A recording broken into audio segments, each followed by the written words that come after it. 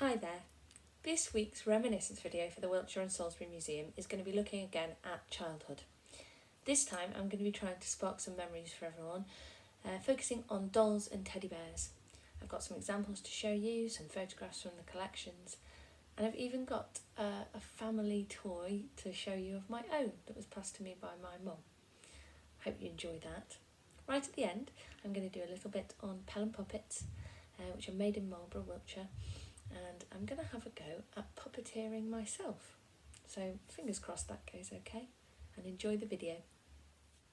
Toys, dolls and representations of childhood are part of both the Wiltshire and the Salisbury Museum's collection. This image shows some of the china dolls that are stored alongside the costume collection in the Salisbury Museum store. We've got dolls that date back hundreds of years. This one is from 1871.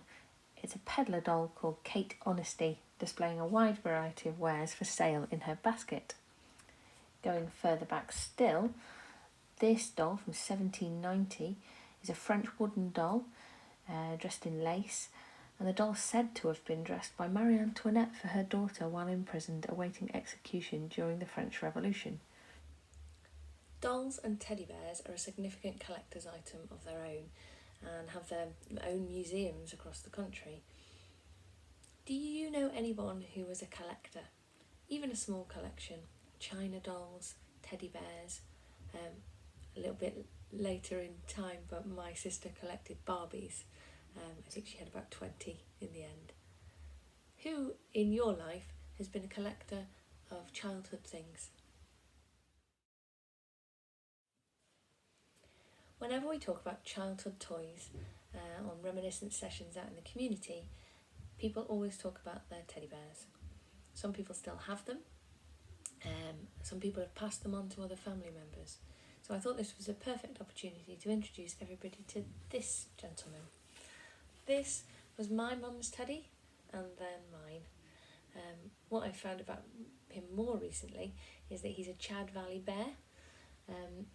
That he must have been bought for my mum between 1952 and 1958 because he had a label here which was the Royal Warrant label, which in 1952, after the coronation, became the Queen Mother's warrant rather than the Queen's, for the registered toy maker for the royal family.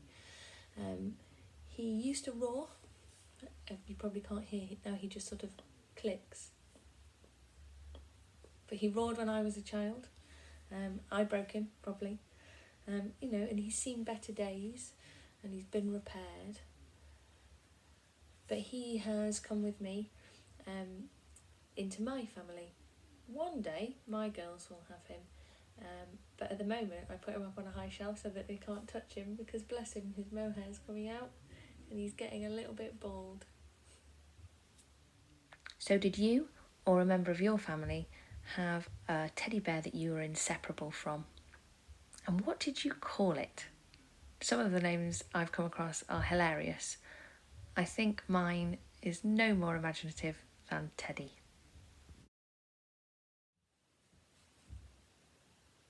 And let me introduce you to this young lady after my bear.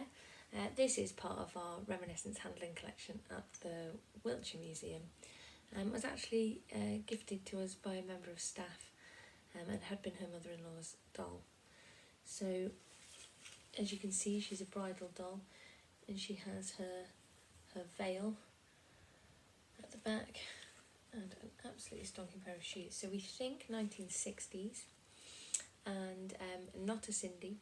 So if anybody can let us know and remembers these types of dolls, exactly what it is, then do get in touch. There's details at the end of the video if you want to do that. Dolls like this one were often really important to little girls, but if not to you, did you have a sister or a child of your own who was very precious about her beautiful little doll?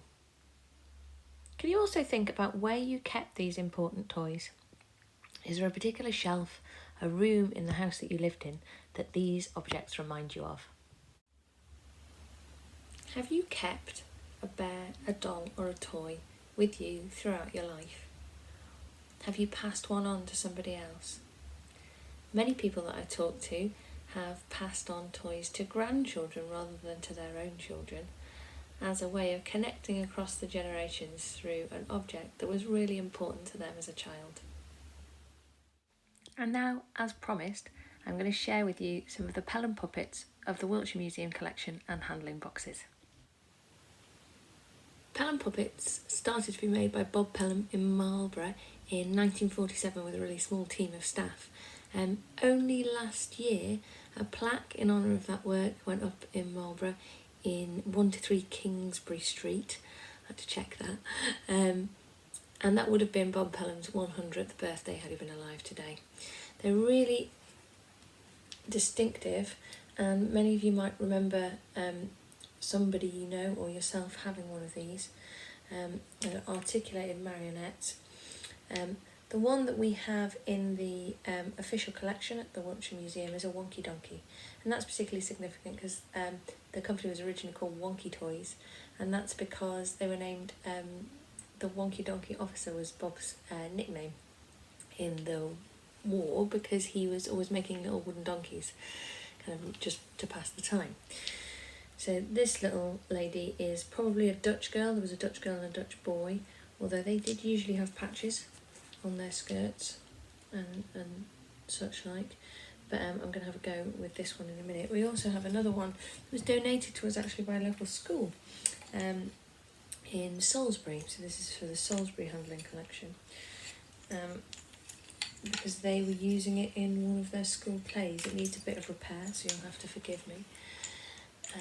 But you can see this one's got articulated toggle feet like that, whereas the other one has these ones as well, which means I think this one's older.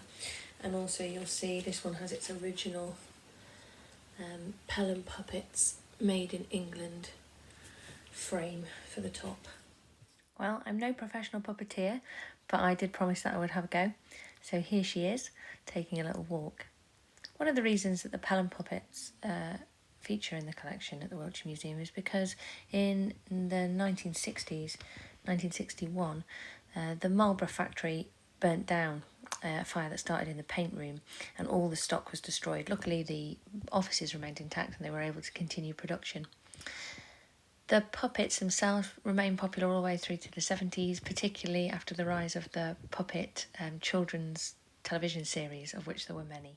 So, did you have a Pelham puppet? If you did, some of them are quite rare, so if you've still got it knocking about, it might be worth having a look at them. Or perhaps you had a different sort of puppet, something that you played with and experienced that really infuriating thing that I had this morning of getting them out of the box and all of their marionette wires are all tangled together. Perhaps you have some memories, if you're from the Wiltshire area, of the Pelham factory itself in Marlborough, or of remembering the time when the factory sadly burnt down. The Marlborough Times had the headline, "Women in Tears as Puppets Burn," quite dramatic, and it may have stuck with some of you. Well, I've had a lovely morning with these three, and it sparked a lot of memories of my own childhood and the things that I used to play with. I hope it has for you. Perhaps if you take away one thing, you could think, what was that one special toy of mine that I always remember, that I played with and always kept by my side?